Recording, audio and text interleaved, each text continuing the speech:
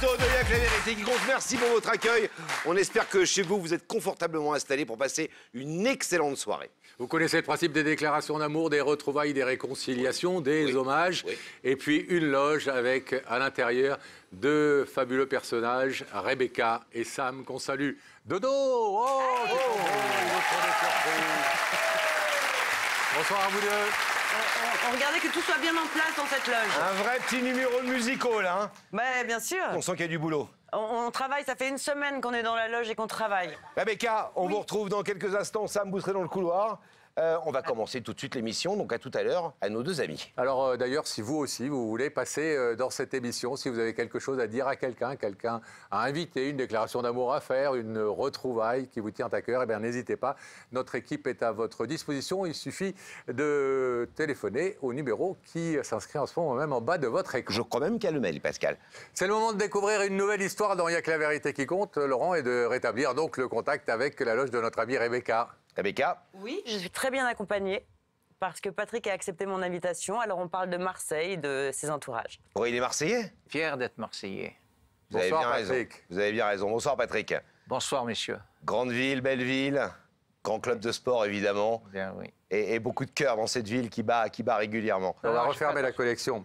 Avec la loge, le temps de découvrir la personne qui a invité ce soir, notre ami Patrick. On va accueillir sur ce plateau, mesdames et messieurs, Emmanuel.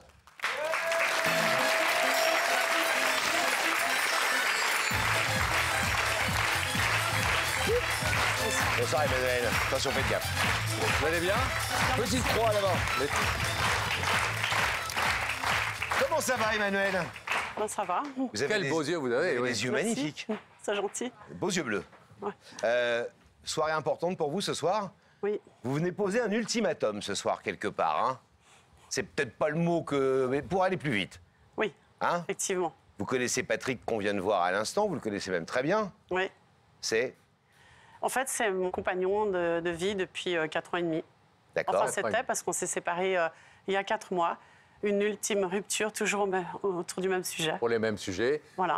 qu'on va découvrir dans un instant.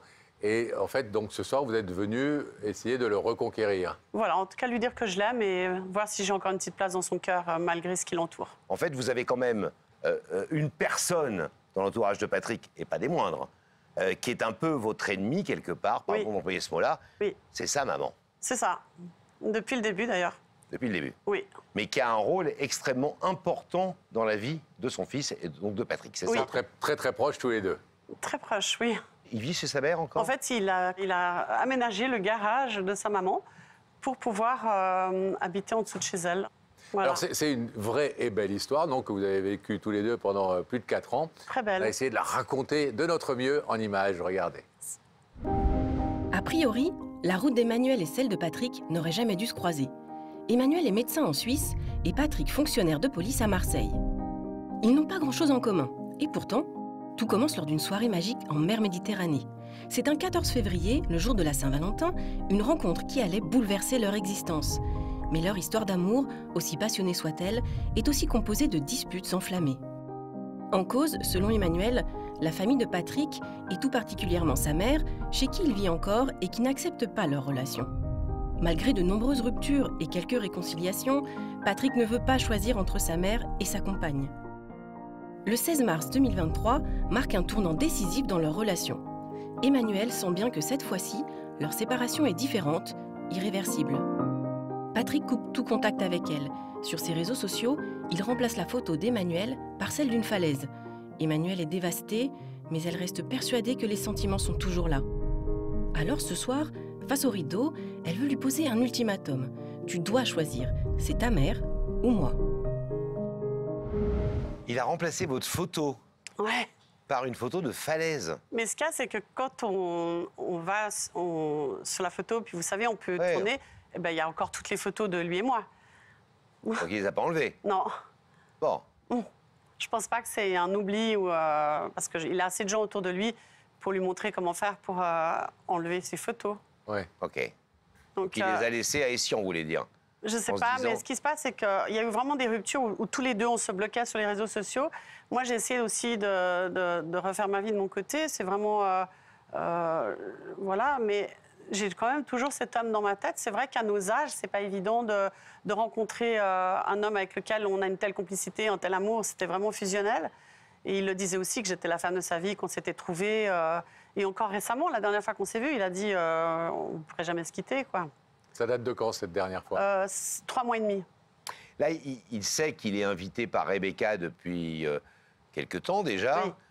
Est-ce qu'il vous a appelé pour vous dire est-ce que c'est toi qui m'invites? Non, il n'y a pas eu de contact, ni de moi, ni de lui. Par contre, j'ai eu un petit retour quand même d'Isabelle qui a téléphoné. Isabelle, qui est notre journaliste. Hein. Voilà, absolument. Et elle m'a quand même rapporté qu'il y avait une femme d'une voix d'un certain âge qui criait derrière c'est qui, c'est une femme, etc. Donc j'ai dit, bah voilà, vous vivez un peu, enfin vous avez vu dans un court laps de temps ce que je vis depuis 4 ans. Qu'est-ce qu'elle vous fait, là encore sans trop rentrer dans le détail bien sûr, et dénigrer déjà, j'étais étonnée parce que la première semaine où on était avec lui, donc on était au téléphone, etc. Et j'entendais Patrick, etc. Et je me disais, mais enfin, qui est-ce, etc. Et il me dit, c'est ma mère parce que je vais manger le soir à 20h, elle prépare à manger, voilà. Mais par exemple, la première fois que j'ai rencontré cette dame, on était, Patrick, moi et elle, sur sa terrasse. Et elle me regarde comme ça, comme un insecte, et puis elle me dit, quelle taille vous faites, Emma? Et je dis, 1m64. Et alors elle me dit, non, mais je disais comme ça. Alors elle me montre que je suis forte. Alors j'étais un peu triste parce qu'à ce moment-là, vous êtes au début d'une relation, vous avez envie de plaire à votre homme et vous avez besoin de personne pour savoir que vous êtes fort. Si vous l'êtes, vous le savez et c'est pas forcément une fierté. Donc c'était quand même assez difficile pour moi de vivre ça. Premier contact déjà. Premier contact. Et elle vous fait une remarque désobligeante sur votre physique. Oui, et elle me dit ensuite, parce que je me demandais, j'avais une blouse XX, j'ai oublié le nombre de L, je me demandais si elle vous irait. Oh. J'étais descendue avec mes 2 fils chez lui et il était parti chercher des croissants à la boulangerie. Donc je me suis dit, mon maillot est mouillé, il a une piscine. Et je me suis dit, bon allez, je suis seule au monde, je fais quelques traversées toutes nues. Sans maillot de bain. Sans maillot de bain. Dans la piscine. Ouais, parce qu'elle était en train de sécher. Oui, Et mal m'en a pris parce qu'elle est arrivée quelques secondes plus tard. Et bien sûr, là, j'étais horrifiée parce que je j'ai pas le corps de Kate Moss, j'ai un certain âge, et j'ai pas envie qu'on me voie toute nue. Donc j'ai dit, oh mon Dieu, Marité, s'il vous plaît, laissez-moi passer un linge, je suis très gênée, etc. Je pensais que j'étais seule. Et alors là, elle me regarde comme un insecte et elle dit, mais vous inquiétez pas, Emma, je ne suis pas pudique et j'ai travaillé toute ma vie dans le prêt-à-porter, j'ai l'habitude de voir des femmes à poil. Et moi, je dois dire que ça m'a vraiment glacé le sang. Donc je me suis plaqué le corps contre la piscine avec la tête dehors, espérant qu'elle s'en aille. Elle est restée 25 minutes quand même. Il a fallu Elle attendait que vous sortiez de l'eau.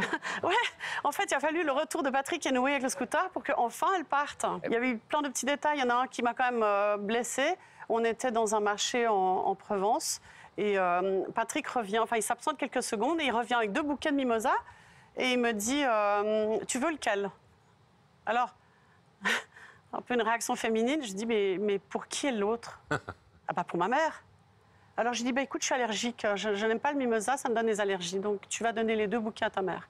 Voilà, donc c'est pas grand-chose, c'est pas très grave en soi, mais quand on sait toutes les choses qu'elle a dites, il ne viendra jamais vivre en Suisse, il est à moi, je suis la seule femme qui compte dans la vie de mon fils, il y a eu des choses quand même assez perturbantes. Vous avez parlé d'une anecdote liée à un nom d'un grand magasin qui commence par I, qui finit par A, en 4 lettres, ça vient de Suède, et ça vend des meubles avec des noms imprononçables. Ça, c'était assez terrible, en fait.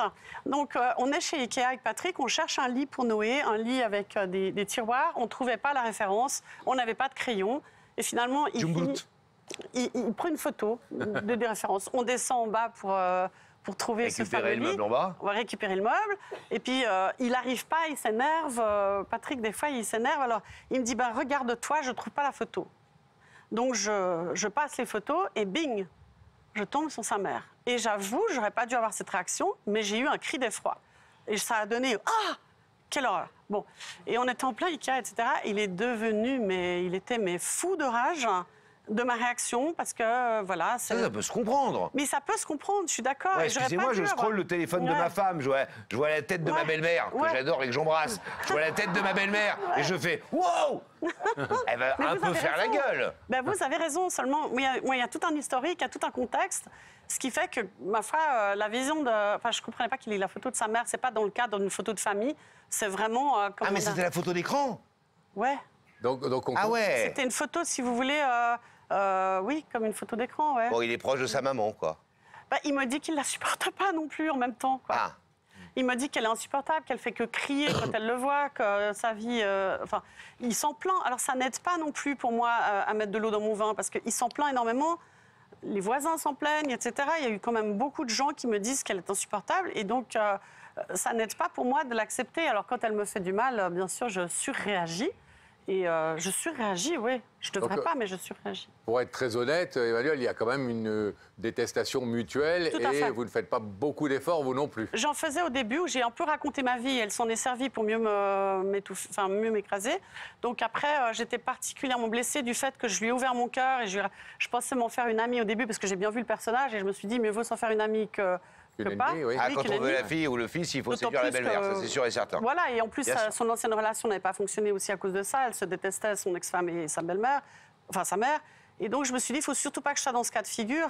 Elle parlait beaucoup en mal de son ex-belle-fille, donc je me suis dit, je ne veux pas être la prochaine. Donc j'ai vraiment essayé, et je suis quand même assez joviale, j'ai essayé d'ouvrir mon cœur, mais elle s'en est servie, quoi. Alors, on rappelle la situation, vous aimez un homme, il vous aime encore, vous n'êtes plus ensemble depuis quelques mois, à cause d'une personne de son entourage, oui, on va le savoir dans quelques instants, qui est sa maman. Qu'est-ce qui vous dit que sa mère a vieilli en plus, c'est pas une personne toute jeune, hein, par définition. Mais elle est en pleine forme. Ouais. Et on lui souhaite une longue vie à cette dame. Bah oui. Être contente si elle regarde la télé ce soir. Mais ça veut dire que ça va jamais s'arrêter. Enfin, un jour. Il y a peu de chance. Ben oui, il y a peu de chance. Ouais. Donc, Il y a des chances qu'il s'en aille avant elle, c'est ça que je crains. À ce point-là. Ouais, à ce point-là. carrément. Ouais. Donc, donc est-ce que... Oui, la la question, question de c'est Laurent, fini, ma question. est-ce que vous espérez... comment vous espérez qu'il puisse effectivement infléchir cette position et mettre cette mère un peu tyrannique, un peu dragon à distance? Alors, je ne lui demande pas de la quitter, mais je pense que cet homme, à 64 ans, il a le droit de recevoir des téléphones sans qu'il y ait sa mère qui demande qui c'est une femme. Il a le droit de vivre pleinement sa passion. Il a le droit d'être heureux dans les bras d'une femme. Et je crois que nous étions heureux, on peut dire. Et il m'a vraiment dit qu'il n'avait jamais été aussi heureux avec une femme et qu'il ne pensait pas vivre un amour aussi fort et aussi intense à son âge. Et à mon âge aussi. On a 10 ans de différence, mais on n'est tous les deux pas tout jeunes. Et, vous avez vécu des choses. Et c'était une belle histoire, vraiment. Question, Emma. Je pense que chez vous, vous savez que les histoires de beaux-parents qui ne s'entendent pas, etc., c'est le quotidien de nos familles et le quotidien des histoires d'amour pour beaucoup de gens. C'est une vraie réalité. C'est jamais simple, voilà. Qu'est-ce qui fait que votre présence sur ce plateau ce soir et le fait que vous lui posiez un ultimatum va l'aider à prendre une décision? Parce qu'en vrai, la décision, elle est pratiquement injouable pour lui. Alors, c'est pas un ultimatum. Je vais pas lui dire quitte ta mère pour moi, etc. C'est pas ça. Je vais lui dire as-tu encore une place dans ton cœur pour moi? Mais s'il vous dit autre chose, vous en tirerez définitivement la oui, conclusion? à ce moment-là, je tire une révérence définitive et il n'entendra plus parler de moi et je vais aller en avant dans ma vie, hein, bien sûr. Là, je crois qu'on est allé au bout du bout et vraiment, si ce soir, il dit je laisse le rideau fermé, j'ai choisi ma famille complètement, c'est-à-dire que tu n'as plus aucune place dans ma vie, je crois que je serais déraisonnable de poursuivre. D'accord. Allez, on vous abandonne quelques instants, Emmanuel. Vous connaissez le principe? Oui. Pas un mot avant qu'on vous donne la parole. À tout de suite. Le rideau se referme derrière nous, s'il vous plaît, en régie. Et Franck Broca va pouvoir rouvrir la loge. Et où nous retrouvons Patrick et Rebecca. Et ben voilà, on a parlé sans accent. Je vais lui demander de se lever, Merci Rebecca. de suivre Sam. Et la vérité est toujours au bout du couloir.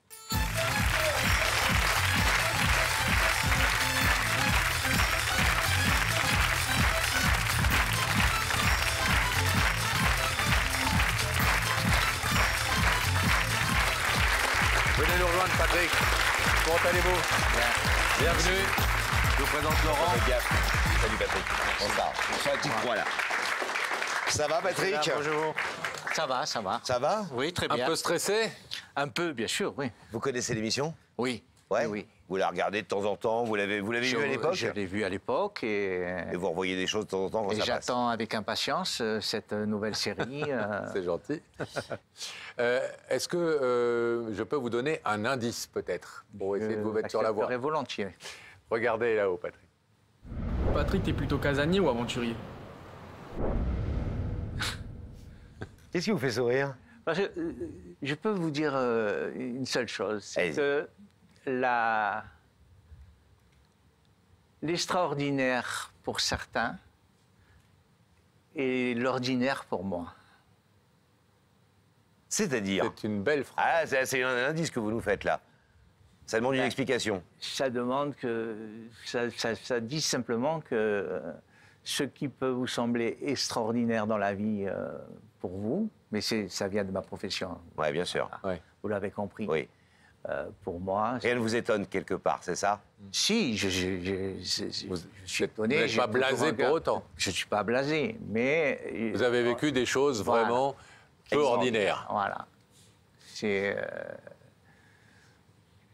Vous savez quoi? J'espère que votre expérience que vous vivez ce soir Ouais. avec Pascal et Laurent et le public ici, etc., qui est tout en bienveillance, hein. Ouais. C'est qu'avec des bonnes idées, Ouais. des bonnes choses qui se font et qui se disent sur ce plateau, j'espère que ça restera comme une aventure extraordinaire pour vous. Mais c'est déjà une aventure extraordinaire. Le fait de vous voir, de voir le public, de voir cette ambiance où vraiment on est très très bien reçus. Vraiment, Merci. tout le C'est monde gentil. s'occupe très très bien de nous, Merci nous met de en vos confiance. Et non, j'avais de l'appréhension. Tout se passe bien pour le moment. Eh ben, J'espère que ça va continuer. Voilà, exactement. Je vais vous proposer un deuxième indice tout de suite pour voir si c'est un peu plus parlant que l'autre. Patrick, est-ce que tu aimes quand on te met au pied du mur? Le pied du mur, vous aimez bien? C'est comme, c'est comme le stress positif ou négatif. La réponse, le pied du mur peut être très agréable comme désagréable. Alors nous, on a été en tout cas ravis déjà de faire votre connaissance. Maintenant, je vais vous proposer, et là encore vous êtes libre de dire oui ou non, de découvrir la personne qui se trouve de l'autre côté du rideau, celle qui nous a demandé de vous faire venir ce soir. Vous pouvez donc regarder dans les écrans et découvrir ce visage, ou nous dire non, je préfère arrêter là et je retourne à Marseille. Bien sûr que je veux voir Bon. la personne qui se trouve derrière ce rideau. Alors, notre réalisateur préféré, Franck Broca, va faire apparaître le visage de cette personne dans les écrans.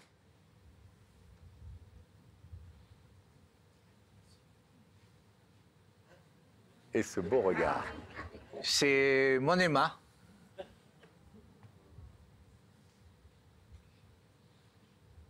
Ma jolie Emma.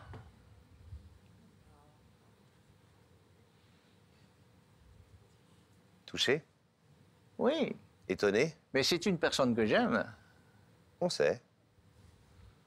Parce qu'on sait surtout c'est qu'elle vous aime, mais bon. Ouais. Ça, c'est sûr et certain. Est-ce que vous voulez entendre ce que Emma est venue vous dire? Bien sûr, bien sûr. Alors, Emma, c'est à vous. Bonsoir Patrick. Bonsoir Emma.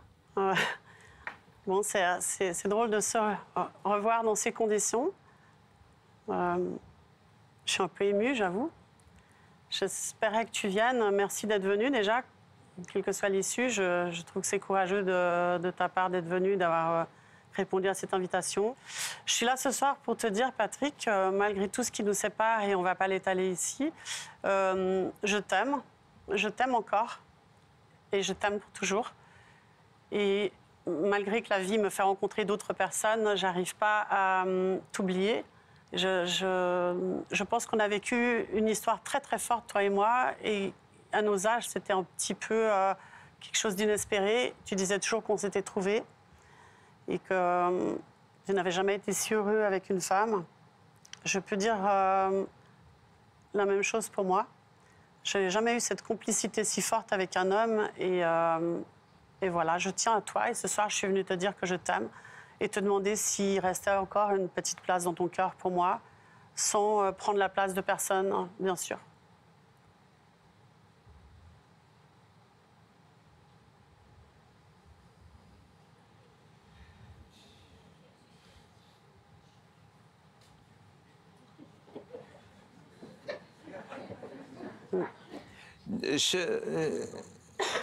Cette attente n'est pas pour mettre mal à l'aise personne. J'ai entendu, j'ai écouté et entendu ce que tu as dit. Je le partage. je t'aime également, sincèrement. Comme tu dis, il ne faut pas raconter nos vies, mais on va enlever ce « mais ». Il n'y aura plus de « mais ». Mais, je viens de le dire,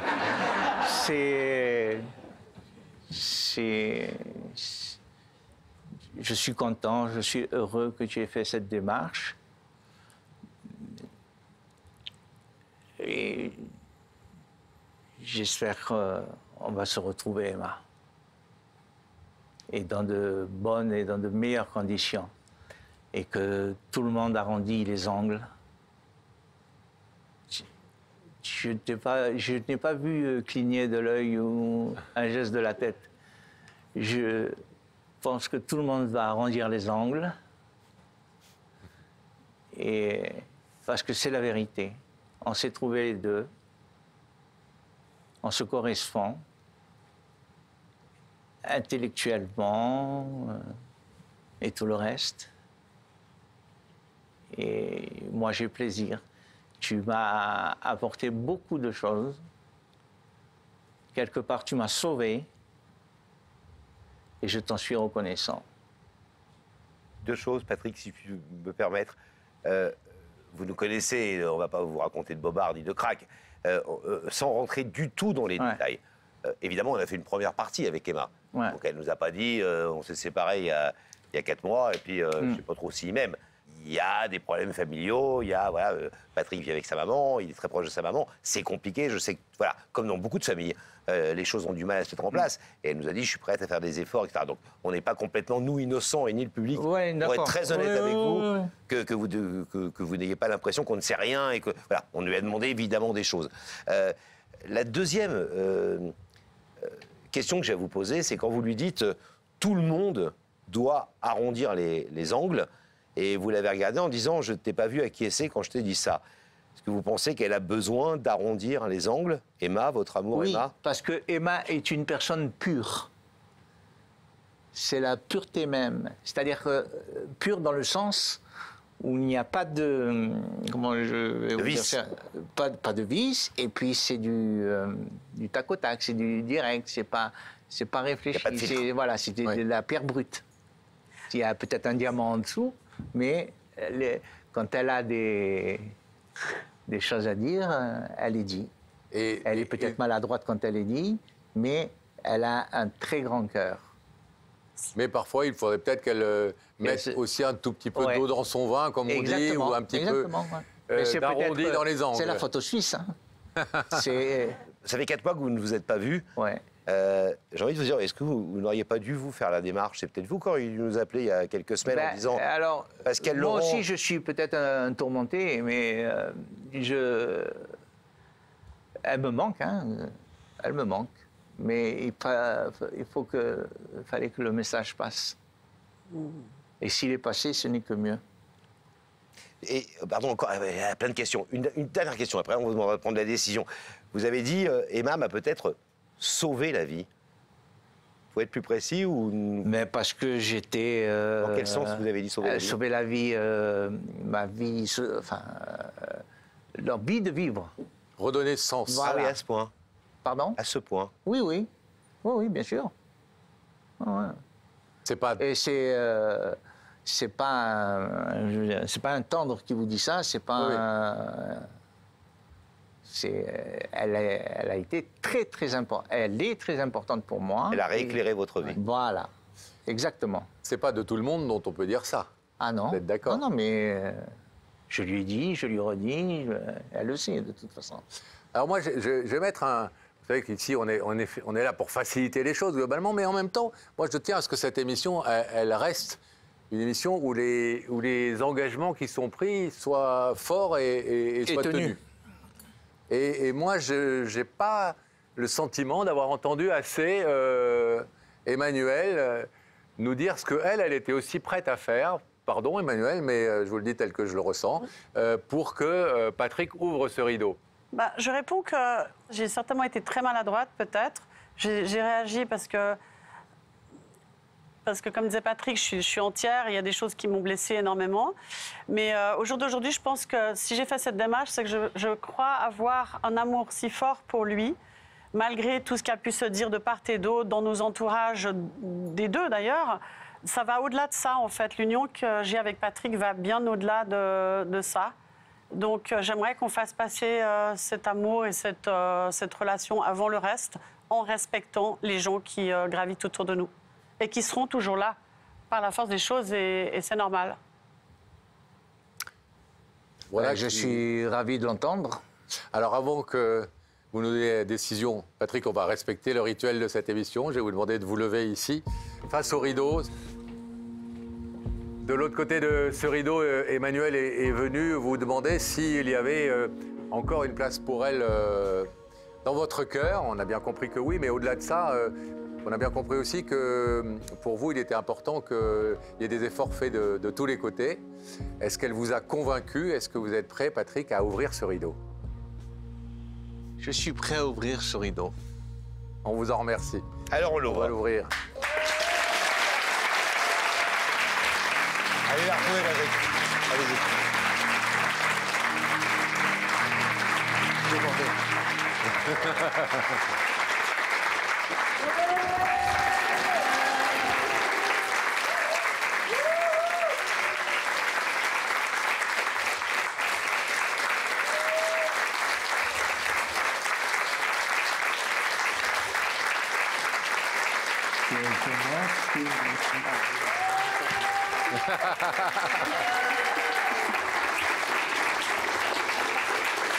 Patrick, Emma, on n'est jamais à l'intérieur des vies des gens, mais moi, quand je vous vois, et je pense que Laurent pense à la même chose, Je pense tout comme toi, moi. on a l'impression que vous vous êtes vraiment trouvés tous les deux en réalité, et que il y a quelque part vous êtes vraiment sur la même planète. Donc ça serait dommage que effectivement ce qui s'est passé ce soir dans cette émission n'aille pas plus loin et ne perdure pas des années. C'est tout ce qu'on vous souhaite en tout cas.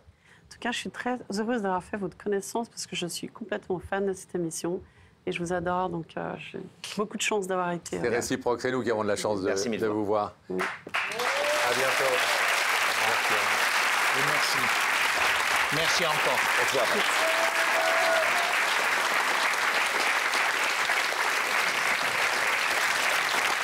C'est le moment de découvrir une nouvelle histoire et de rétablir le contact avec la loge de Rebecca. Comment ça va, Rebecca? Mais ça va très très bien. Je suis en merveilleuse compagnie parce que Meredith a accepté mon invitation. Donc on est toutes les deux. Et... Bonjour, Meredith. Bonjour. Ça va? Elle ne nous voit pas. Si, si. Non, je vais Mais elle expliquer nous le entend. concept. Elle vous entend. Oui, je vous entends. Mais la loge est hermétique, donc je ne vous vois pas. Ah, je comprenais. Je ne connaissais pas bien le concept de l'émission. Il n'y a que la Mais vous vérité vous rendez qui pas compte toujours ici. compte, vous, de l'autre côté, en C'est-à-dire fait. que nous, on vous voit, mais vous nous entendez, mais vous ne nous voyez pas, c'est ça? C'est la voix mystère. On va vous laisser toutes les deux dans la loge. Le temps pour nous de découvrir qui, ce soir, a voulu inviter Meredith et qui a une vérité à lui dire. C'est un moment compliqué pour ce garçon. Vous allez comprendre dans 2 secondes pourquoi. Mathieu, mesdames et messieurs.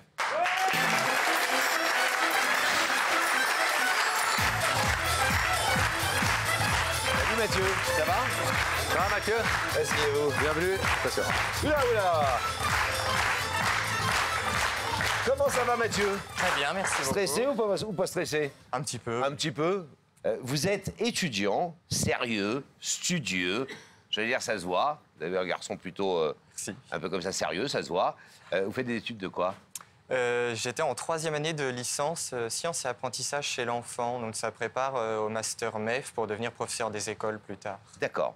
Donc un truc un peu utile. Voilà. Et Très utile, socialement même. très important. Est-ce que vous avez du temps pour rencontrer des jeunes femmes, des jeunes gens, etc. Est-ce que vous êtes plutôt dragueur? Non, pas du tout. Pas C'est du pas tout. du tout mon style, non.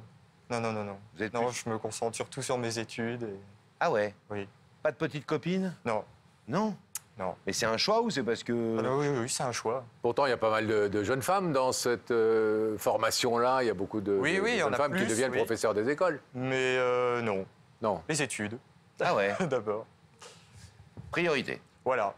Bon, on peut faire les deux. Oui, oui. Nous, on a fait Mais- des études, on n'était pas les derniers pour... Enfin, non, vous voyez ce que je veux dire, quoi. On n'était pas genre les études. Ah, moi, c'était les études.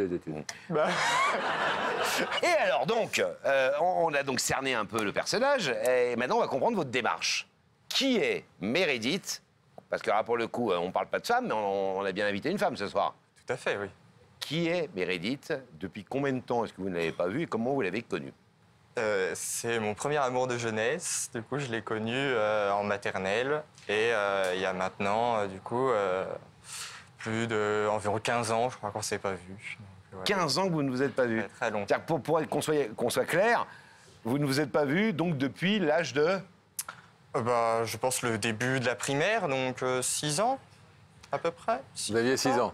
Et à 6 ans, alors autant maintenant, vous ne bougez pas une oreille, mais à 6 ans, en revanche, vous étiez amoureux de Meredith. Eh oui. Et c'était réciproque? Je crois, pour moi en tout cas, c'était sincère. Après, non, mais à l'époque, vous étiez vraiment petits copains. C'était vraiment Meredith et Mathieu, Meredith. Il y avait des chœurs dans les arbres de l'école. Il y avait des... Je sais pas si on allait jusque-là, non. Il n'y avait pas d'arbres. Il n'y avait pas d'arbres, ah oui. Non, mais... Ces écoles sans arbres, décidément. Remettez des arbres dans les écoles, s'il vous plaît, pour qu'ils puissent faire des chœurs. Non, sur des bancs, il n'y avait pas de bancs. Bon, c'était où l'école? C'était à Ardentes, près de Châteauroux, dans l'Indre. D'accord. Donc elle était élève là-bas. Et après, elle est partie où vous ne l'avez plus jamais revue. Voilà, elle déménageait beaucoup et donc du coup, je ne l'ai jamais revue après. Alors, une très jolie histoire d'amour enfantine, comme on les aime dans Il n'y a que la vérité qui compte. On l'a retracée en images, regardez. Mathieu est un jeune homme sérieux et studieux. Il veut devenir professeur des écoles. Un métier qui lui tient à cœur, car il a lui-même gardé un souvenir indélébile de sa petite enfance. À l'âge de l'insouciance, on se fait rapidement des copains, mais aussi des copines. Et parmi tous les élèves de sa classe, il y a Meredith, cette petite blonde aux yeux bleus espiègles. Les deux enfants se prennent tout de suite d'amitié et vont alors devenir inséparables. Toujours à côté en classe, partageant leurs jeux d'enfants dans la cour, si on voit Meredith, Mathieu n'est jamais très loin. Ces deux-là, ils vont finir ensemble, se disent leurs parents. Et en effet, Mathieu est fier de tenir la main de sa petite amoureuse. Mais après 4 années à tout partager, la famille de Meredith déménage. Et les deux enfants doivent se séparer pour la première fois. La rentrée en primaire pour Mathieu n'aura pas la même saveur. Il a perdu sa complice. Alors, ils vont s'écrire quelques lettres pour se raconter leur nouvelle vie. Mais avec le temps, les échanges s'estompent peu à peu. Mathieu n'a pas répondu à la dernière lettre de Meredith. C'était il y a 10 ans. Les années sont passées et Mathieu a bien sûr grandi. Mais il n'a jamais vraiment oublié Meredith, son sourire, ses yeux bleus. Il regrette d'avoir perdu tout contact, mais n'a aucun moyen de la retrouver. Alors ce soir, Meredith va-t-elle reconnaître le visage de Mathieu, son amour d'enfance? Ça retrace bien votre histoire? Oui, tout à fait. Comment toutes ces photos ont pu encore être retrouvées? Vous avez gardé, vous, des photos? Oui, j'en ai toujours, oui. De votre histoire? Dans mes tiroirs, quand je fouille de temps en temps, je retrouve quelques photos, parmi les photos de classe justement aussi. Vos mamans étaient amies, hein? Oui, tout à fait. D'accord. C'est bien quand les belles-mères, elles s'entendent bien. C'est vrai. Enfin, les futures belles-mères. Parce que évidemment, comme à chaque fois qu'on fait ce genre d'histoire sur ce plateau, tout le monde se demande évidemment comment va réagir Meredith dans quelques instants. C'est comme des années qu'elle ne vous a pas vu, peut-être qu'elle ne va même pas vous reconnaître. Peut-être. Et parfois, il arrive des trucs miraculeux, du genre je te reconnais immédiatement, je sais, mon âme sœur, etc. On va voir ça dans quelques instants. Pourquoi est-ce que vous n'avez pas répondu à la dernière lettre de Meredith il y a 10 ans? C'est pas cool? Non, mais c'était un moment où je me suis dit que j'allais jamais la revoir. Et du coup, j'ai essayé de tourner la page, j'ai essayé de l'oublier. Et donc, c'est pour ça, du coup, j'ai préféré pas continuer. Et finalement, elle est quand même restée un peu... Vous n'avez pas réussi à tourner cette page, en fait? Voilà, finalement... Mais à quel degré? Est-ce que vraiment vous y pensez, ou vous y pensiez même tout le temps, ou est-ce que c'est récemment que le souvenir de Meredith est revenu vous hanter? Non, un petit peu tout le temps, oui. Puis là, du coup, avec le retour de l'émission, je me suis dit, voilà, pourquoi pas tenter ma chance? Ils vont la retrouver. Moi, j'y arrivais pas, alors je me suis dit, pourquoi pas eux? Eh bien, malheureusement, on ne l'a pas retrouvée. Ah. Mais on a une autre copine à vous proposer. Merci beaucoup pour l'échange. Non, Meredith est unique, j'imagine, dans votre tête. Et effectivement, on l'a retrouvée. Ça n'a pas toujours été simple pour nos équipes.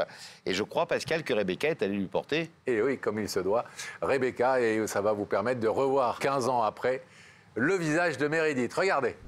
Mais où est Meredith? Je la cherche partout. Meredith, elle est de Toulouse, elle est en école d'ingénieur, mais elle ne fait que voyager, que bouger. Elle a 20 ans, elle est passionnée de photographie et je vais essayer de la retrouver pour lui remettre cette invitation. Je sais pas comment je vais faire, je la cherche. Elle était tellement difficile à trouver que je lui ai donné un petit rendez-vous à côté d'une boulangerie et je la vois. On y va. Bonjour, je suis Rebecca de l'émission Il y a que la vérité qui compte. Vous êtes Meredith? Oui, c'est moi. Alors permettez-moi de vous remettre cette invitation en espérant vous retrouver très vite sur notre plateau. À bientôt. Alors, Elle a changé. Elle vous plaît plus? On arrête? Si, bien sûr. C'est juste. le mec, il est difficile, tu sais. Une blonde. Oh non, ouais, oh, bof. Non, bah écoutez... En vrai, on se pose souvent la question, est-ce que vous l'auriez reconnu dans la rue si vous l'aviez croisé? Là, non. Là, c'est sûr et certain, non. Ça, c'est sûr et certain que non. Non. Donc il y a de fortes chances qu'elle aussi, elle vous reconnaisse pas tout à l'heure. Je sais pas. Ça dépend si moi, j'ai pas beaucoup changé. Un petit peu quand même, on vous a vu tout à l'heure. Bon, bah si vous le dites, alors. Qu'est-ce que vous êtes venu lui demander, si jamais elle accepte de vous parler, si elle est venue, on va le savoir en quelques instants, et qu'est-ce que vous allez lui demander? C'était pour savoir qu'est-ce qu'elle devient, les études, ça va, les études, voilà, très bien, où est-ce qu'elle habitait maintenant. Oui, bien sûr. Et voilà, et si elle est toujours, si son cœur n'est pas pris aussi, moi je suis célibataire, voilà. Mais sinon, juste son amitié me conviendra très très bien. Oui, mais qu'on soit clair quand même, hein, vous n'allez pas simplement lui dire je veux rester, je voulais te retrouver, et etc. Il y a un petit enjeu quand même. Oui, mais c'est l'amitié, sinon me convient très bien. D'accord. Vous avez vos études en ce moment, vous voulez pas vous emmerder. Voilà, vous avez tout compris. J'ai compris. C'est non, ça, Meredith, me troublerait trop. Vous allez quand même lui dire, Mathieu, que vous pensez toujours à elle et que votre cœur bat toujours pour elle, parce qu'autrement, si c'est juste pour lui dire comment ça va et les études, ça va et... Oui. On vous filait son 06 et vous le foutez tranquille. Hein. Bon, est-ce que vous êtes prêts? Oui. Bon, Pascal, on y va? On y va. On va retrouver Courage. Meredith. Merci. En espérant, Parce qu'on peut, hein. évidemment, qu'au terme de tout ça, le rideau s'ouvrira. Je fais des verres. Et si vous avez des enfants avec Meredith, vous les appellerez ou des jumeaux, Pascal et Laurent, promis? Et alors? On va rétablir donc le contact avec la loge de Rebecca. Le voilà. Et nos deux blondes in black. Rebecca, vous avez fait quoi, là? On a fait un petit Kwakubé. Voilà. Voilà. Non, mais on se détend. On en était au Kwakubé, Kwakoussé, mais je crois que le mieux, maintenant qu'elle rigole et qu'elle est bien, c'est que je vous demande de vous lever, Je me lève. de suivre Sam, et la vérité est au bout du couloir. Merci.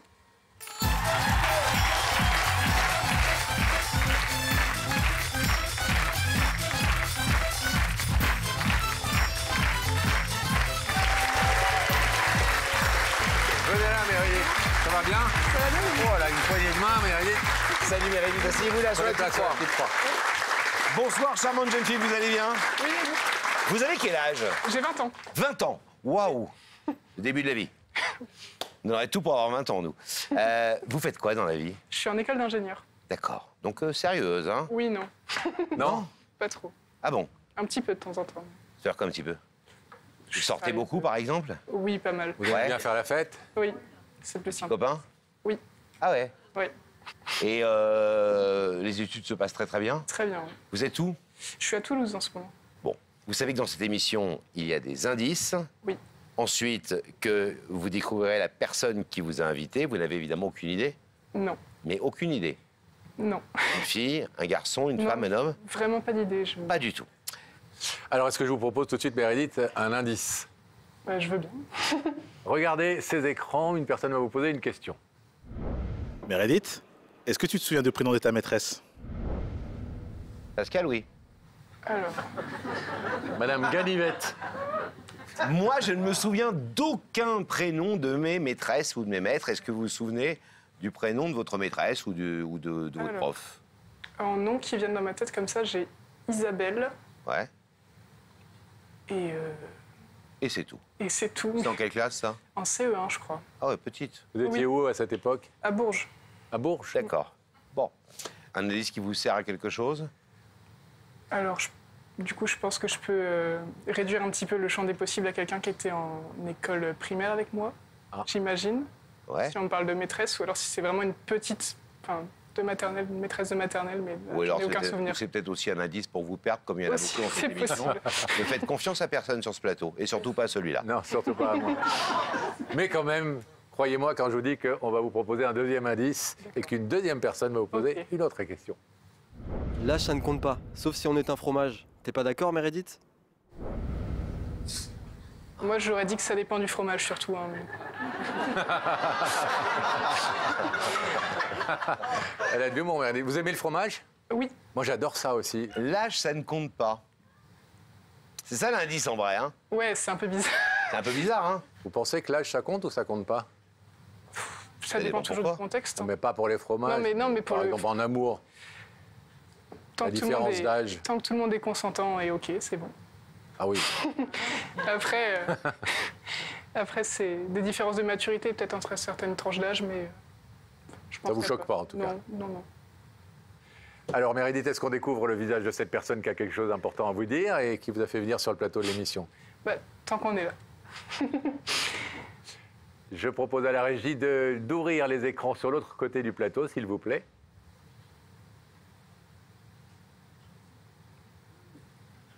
OK. Alors, je pense que j'ai mon idée. Est-ce que c'est Mathieu? Qui est Mathieu? Quelqu'un à qui j'étais en maternelle. Vous avez été en maternelle, vous? Oui, j'ai été en maternelle. J'ai fait comme ça, j'ai eu un âge où j'étais plus petite que... Je suis pas sortie comme ça, heureusement. Non, heureusement. Et donc, en maternelle, vous aviez un copain qui s'appelait Mathieu? J'ai toujours eu beaucoup de succès.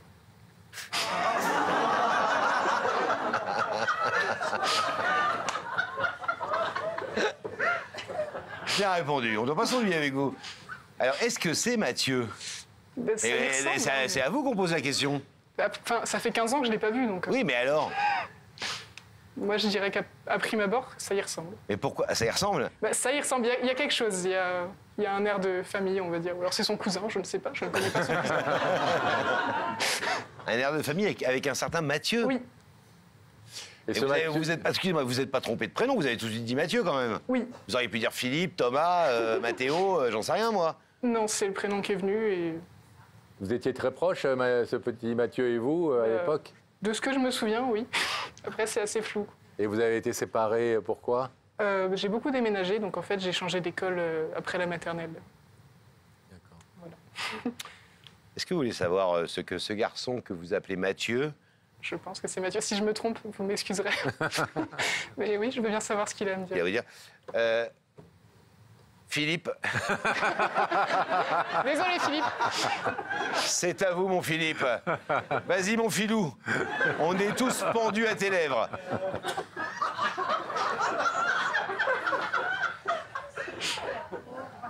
Mathieu, c'est à vous. Allez-y, Mathieu. Bah oui, tu m'as bien reconnu, c'est bien moi, oui.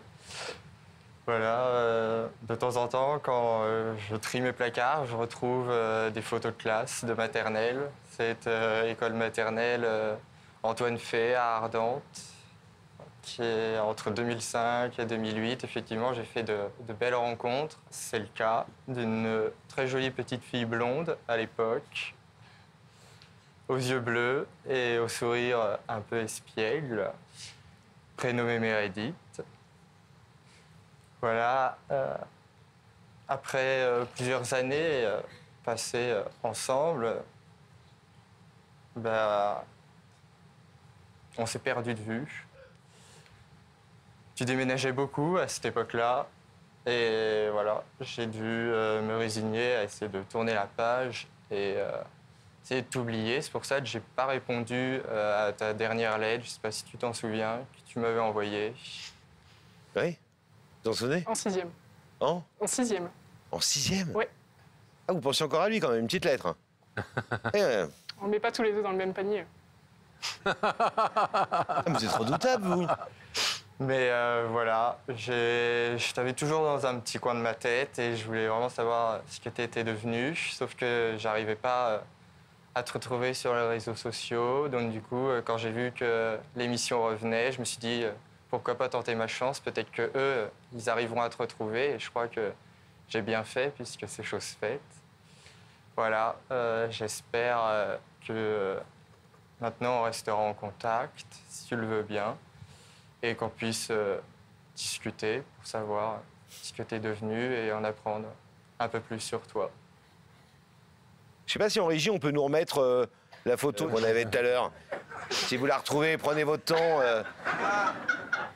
Voilà, ça. C'est terrible. Déjà bien fait tard, les deux, hein, 6 ans. On se refait pas, hein. Lui, bien fier. Elle, avec son gâteau, avec ses bougies. 6 ans. Vous vous souvenez de ce moment? Alors, je me souviens pas du moment où a été prise la photo, mais je crois que je me souviens du moment où je suis allée fêter les 6 ans. Ouais? Ouais, mais c'était il y a longtemps. Mathieu, j'ai une bonne nouvelle et une mauvaise nouvelle pour vous. La bonne nouvelle, c'est qu'on a retrouvé Meredith et que vous êtes très heureux. Et vous nous remercierez toute votre vie. Pascal, Laurent, vous êtes formidables, etc. La mauvaise nouvelle, cher Mathieu, c'est qu'elle a à côté d'elle ce qu'on appelle un... Rideau. Petit copain. Un rideau. Un petit copain. Un rideau, un petit copain. Un petit copain. Du fromage. Du fromage. Plus ou moins vieilli. Plus ou moins âgé, le fromage. Un petit copain. Oui. Bah voilà, donc je voulais juste dire que c'est une mauvaise nouvelle. Enfin, oui ou non, hein, c'est... Enfin, ça dépend ce qu'on cherche. Voilà. Oui, mais alors, vous imaginez bien qu'on a posé la question à Mathieu, quand même. Oui. Mathieu, il était un petit peu amoureux de vous, comme on sait l'être, qu'on peut l'être quand on a 6 ans. Tu sais, quand les parents vous parlent comme ça, alors t'es amoureuse, et ça énerve généralement les enfants, ils détestent qu'on leur dise ça. Et vous aussi, sans doute, puisque pour vous être écrit jusqu'en 6e, quand même, en vous étant quitté en primaire... Et il vous a plaqué en 6e, en vrai. C'est ça, hein. J'ai lancé une bouteille à la mer, c'est échoué. Bon. Votre petit copain regarde la télé ce soir? Peut-être? Peut-être. Il est jaloux? Un petit peu. Ah. T'embrasses. Mathieu, est-ce que vous avez un dernier petit truc à dire à Meredith? À part qu'elle est très belle et que c'est la fille la plus drôle que vous ayez rencontrée depuis longtemps, en vrai. Hein. Effectivement, je vois qu'elle est très très drôle.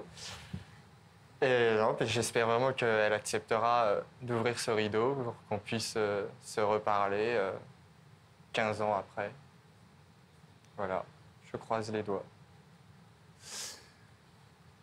Meredith, selon le rituel de l'émission, je vais vous demander de vous placer face au rideau, ici, là, sur cette petite croix. Là, vous venez de faire un truc bizarre. Oui.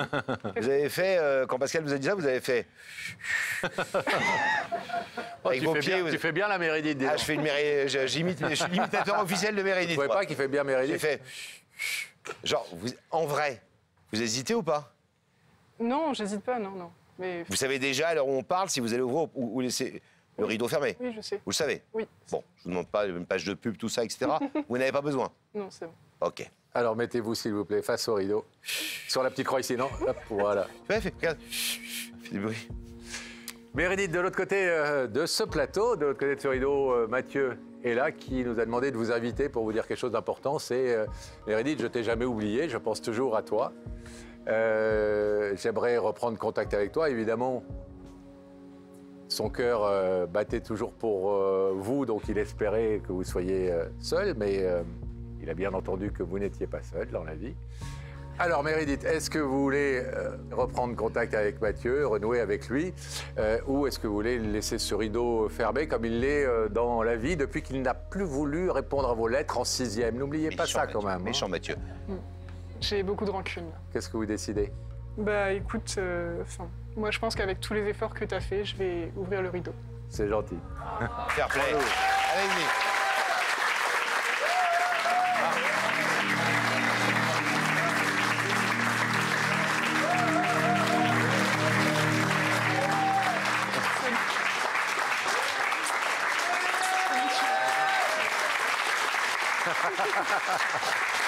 Ils ont l'air tout embarrassés.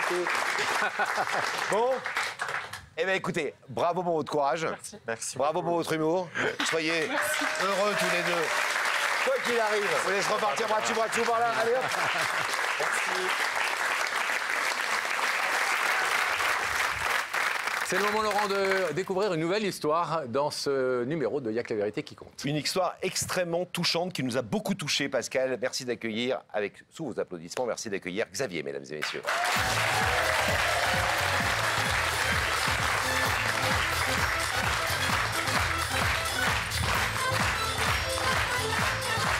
Bonsoir Xavier.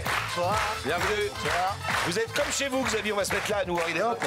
On n'est pas trop pour vous? Non? Non, ça va le faire. Xavier, merci d'être là. Merci à vous. On a un petit peu transformé le décor parce que voilà, c'est important que vous puissiez, vous aussi, participer à cette émission. Surtout que vous avez quelque chose de très très important à dire ce soir. Il vous est arrivé en 2020, je crois, un accident absolument effroyable. Et j'aimerais bien que vous nous racontiez, déjà nous dire le métier que vous faites. J'étais chauffeur aux ordures ménagères. Et Ripper, le camion poubelle. Ouais. Et le 1er juillet 2020, une voiture est arrivée, n'a pas vu le camion, elle m'a écrasé contre le camion, elle m'a arraché les jambes. Et elle s'est arrêtée? Dans le camion. Dans le camion? Dans le camion. Le choc, ça a mis le camion en panne. Donc là, en clair, vous êtes en pleine campagne, pas tout près d'un hôpital ni d'un centre de secours. Et qu'est-ce qui se passe à ce moment-là? Comment vous prend en charge? Vos collègues? Mes collègues, ils viennent vers moi et me disent « Ouais, Xavier, t'inquiète pas, on a prévenu les secours, t'inquiète pas, ils vont arriver. » Et peu de temps, une fraction de seconde après, on va dire, il y a cette personne, David, qui est venu à côté de moi. Il est venu vous porter secours. T'inquiète pas, je suis pompier, je te prends en charge jusqu'à ce que les secours arrivent. Donc David, il habite là, dans le coin? Il habite dans le village où l'accident. Lui, il n'a rien à voir avec la scène, il venait juste me mettre ses poubelles à lui, etc. Donc il a vu l'accident. Il partait plutôt au travail, d'après ce qu'il m'a expliqué, et il avait des verres à poser au conteneur à verre. Et on n'était pas loin l'un de l'autre, il a entendu le bruit, et c'est comme ça qu'il s'est déplacé. Et on peut le dire, il vous a vraiment sauvé la vie. Ah oui, carrément. Sans l'intervention de David, avec la gravité de cet accident, sans doute que vous ne seriez pas là aujourd'hui sur ce plateau. Qu'est-ce qu'il a fait, David, exactement? Je vous étiez à mon avis dans les vapes à ce moment-là. Un petit peu, oui. Vous étiez encore conscient? Je suis resté conscient tout le long, en fait. Et vous saviez que vos jambes étaient... Oui, j'ai vu ma première jambe, la jambe droite, a été sous le camion, a été partie. Elle était carrément détachée de votre corps. Pardon d'avoir fait détail un peu... Et je l'ai vu, ma jambe, sous le camion. Et ma réaction, c'était... Quand il m'a pris en main, qu'il a voulu me secourir, j'ai dit, s'il te plaît, mes jambes. Je fais ma jambe. Il me dit, je ne vais pas te mentir, c'est foutu. Il me dit, c'est foutu, on ne peut plus rien pour... J'ai dit la deuxième. J'ai fait celle qui est à côté, là. Je pendais dessus, en fait. Le marche-pied tout, j'ai été écrasé. J'ai dit, ma deuxième jambe. Et il me dit, j'ai bien peur que ça soit de même. Et il me dit, maintenant, s'il te plaît, tu parles plus de ça, on passe, tu écoutes tout ce que je vais te dire. J'ai zappé le reste et je me suis concentré sur ce qu'il me disait. Donc j'imagine qu'il a fait les garrots indispensables, les premiers gestes qu'il fallait faire. Ouais, il a dû faire tout ce qu'il fallait. Et il vous a beaucoup parlé? Oh oui, énormément. Énormément, c'est... le regret que j'ai, c'est que son visage, je l'ai vu, je ne me rappelle plus de son visage, mais par contre, sa voix, elle est gravée dans ma tête. Et c'est ça, justement, qui fait qu'aujourd'hui, vous voulez l'amener sur le plateau de cette émission. Je crois savoir que vous lui avez un jour passé un coup de fil, une fois. Oui. Mais pourquoi le faire venir sur le plateau? 3 ans plus tard, hein? Ouais, pour le remercier de tout ce qu'il a fait pour moi. De m'avoir sauvé, et pour qu'il soit reconnu, quoi. Pour moi, c'est une fierté, un honneur de le faire venir, puisque c'est une super personne. Vous êtes aujourd'hui, j'imagine, en fauteuil, on le voit aujourd'hui. On vous a mis des prothèses, un peu, pardon de rappeler ce nom important, mais un peu comme Oscar Pistorius, qui prouve qu'on a atteint des niveaux aujourd'hui de technologie absolument formidables et que, voilà, on connaît l'histoire. Je parle de la bonne histoire, je parle pas de la deuxième histoire de Pistorius avec sa femme, etc. Mais voilà, l'athlète qu'il était a pu continuer de faire du sport de très très haut niveau avec des prothèses. Vous pouvez déjà marcher avec vos prothèses? Un petit peu. En fait, c'est un peu pour ça que je mécane. J'aimerais, s'il est présent, qu'il ouvre le rideau, j'aimerais pouvoir faire 2-3 pas pour aller le saluer. Pour lui? Ouais. Vous voulez vous lever? J'aimerais pouvoir... Et le retrouver debout? Ouais. Pour lui montrer que grâce à lui, vous êtes là, quoi. Et là, voilà. Là est debout. Là est debout. Ouais, j'aimerais, si c'est faisable... Comment on vit, pardon, juste quelques questions, même si ça ne concerne pas vraiment David, mais comment on vit quand on vit un drame comme ça, en pleine... vous n'aviez pas ni 20 ans, ni 70 ans, je pense que vous avez une cinquantaine d'années, etc. En plein milieu de la vie, un drame comme ça, par rapport à sa famille, par rapport à ses enfants, par rapport à soi-même, surtout, bien sûr. Quand je me suis réveillé à l'hôpital, ils m'ont plongé dans le coma pour faire tous les soins qu'ils pouvaient. Et quand je me suis réveillé, je savais déjà que j'avais plus de jambes, tout ça. Mais il fallait absolument que je soulève les draps, que je voie. C'est là que... on décompresse. J'ai vu le choc, j'ai vu que, c'était pas un rêve, que c'était réalité, quoi. Et après, c'est vrai que ça met un coup. Je suis resté à l'hôpital pendant un mois. Et puis après, ils m'ont emmené au centre de rééducation. Et c'est là, arrivé au centre de rééducation, j'ai dit, Xavier, t'as le choix. C'est où tu te laisses aller, ou tu te bats. Et comme je suis une personne qui veut y aller, c'est pas pour me vanter, mais j'ai dit, j'ai pas le choix, il faut que j'avance. Il faut que je bouffe tout ce qu'on me donne à faire, il faut que je fasse et anticiper, faire encore plus. Et toujours, tous les jours, la barre plus haute, plus haute, plus haute. C'est comme ça que je m'en sors. Et un avant-après, évidemment, ce jour-là, de 2020. Question qu'on pose souvent aux gens qui ont vécu des drames comme ça et des choses très dures. Est-ce qu'il y a eu un avant-après, j'allais presque dire, pardon de dire ça, mais positif? Est-ce que vous avez, dans cette épreuve terrible, redécouvert des choses, peut-être réappris à vivre, trouver des bonheurs que vous n'aviez peut-être un peu... Que nous, dans nos vies quotidiennes, souvent, on se plaint de tout, on n'est jamais content, etc. Quand il nous arrive un truc comme ça, peut-être que dans le cerveau, il se passe un truc et qu'au final, on se dit « Waouh, chaque truc qui m'arrive de bien, je le goûte encore plus, encore mieux. » J'ai découvert plein de choses quand même. Je fais du sport, que je n'ai jamais fait de sport. Et puis pareil, vous faites du sport. Qu'est-ce que vous faites comme sport? Je fais du para-hockey. D'accord. Champion de France en 2021. On était champion de France. Et j'ai fait aussi du rugby fauteuil. Ah ouais? Ouais, sur Dieppe. Et on fait de la musculation. Donc vous qui n'aviez jamais fait de sport? Jamais. Vous êtes mis à faire du sport en parasport, quoi. En para, j'allais dire en para-olympique, mais en para. Ouais. Ah ouais? Je me suis mis... Et à haut niveau? J'essaye de... Puis ça entretient la forme. Bien sûr. Ça fait penser à autre chose. Ça nous entretient et puis on va de l'avant. Vous pensez que, là, vous nous avez dit tout à l'heure très courageusement, et c'est une promesse que vous étiez faite, de dire je vais faire quelques pas et je vais me mettre debout et je vais les retrouver comme ça. Vous pensez que à terme, vous pourrez marcher tout à fait normalement et... Non, pas vraiment? Non, ils m'avaient prévenu, les chirurgiens, et puis le docteur que j'étais suivi au centre.